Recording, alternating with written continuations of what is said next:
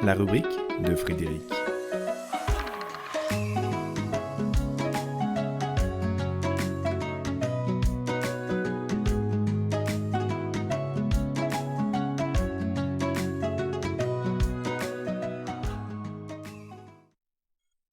S'installer? Mais pourquoi faire? S'installer? Mais pourquoi faire? S'installer confortablement dans un fauteuil pour assister à une projection, c'est quand même mieux que de regarder un film debout. Mais si nous restons scotchés sur ce même fauteuil pour voir se dérouler le film de l'existence sans y prendre part, ça n'a rien d'engageant. S'installer comme spectateur qui se nourrirait passivement de ce que la pellicule déroule sur l'écran du quotidien ne permet pas de comprendre le scénario de l'existence. C'est entrer dans un automatisme sans conscience qui empêche de découvrir et d'analyser derrière les aléas de l'apparence, leurs causes, leurs articulations et leurs multiples incidences.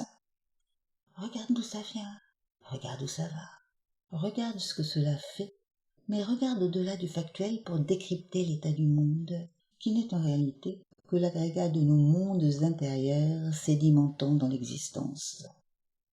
Regarde à quel point nous sommes responsables de ce qui arrive alentour. Regarde le monde comme un système solidaire et perçois, comme le loup de La Fontaine, que si ce n'est toi, c'est donc ton frère qui est responsable de l'horreur du jour. Si ce n'est toi, c'est donc ton frère, non pour punir l'un ou l'autre de façon indifférenciée, mais pour montrer à tous que nous sommes une même famille qui se doit de trouver solution aux problèmes que nous avons, d'une façon ou d'une autre collectivement générée.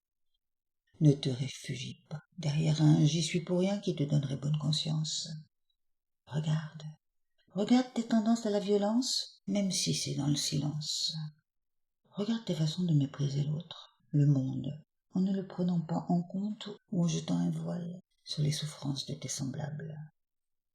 Regarde ta façon de voler quand tu t'attribues les mérites de quelque chose qu'un autre t'a inspiré.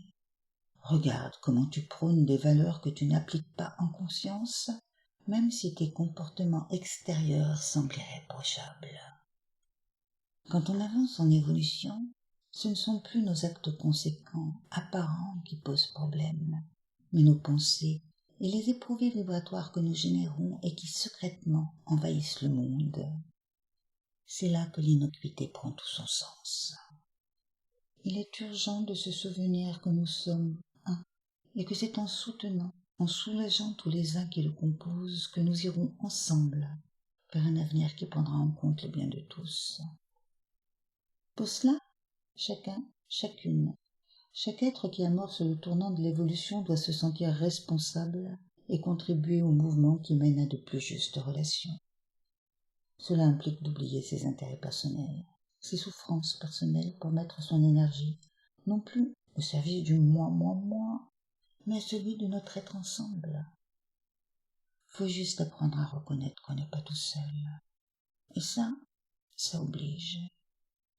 Ça oblige à être présent à l'autre avant de penser à soi-même. Alors, à nos obligations qui ne rapportent qu'à la communauté.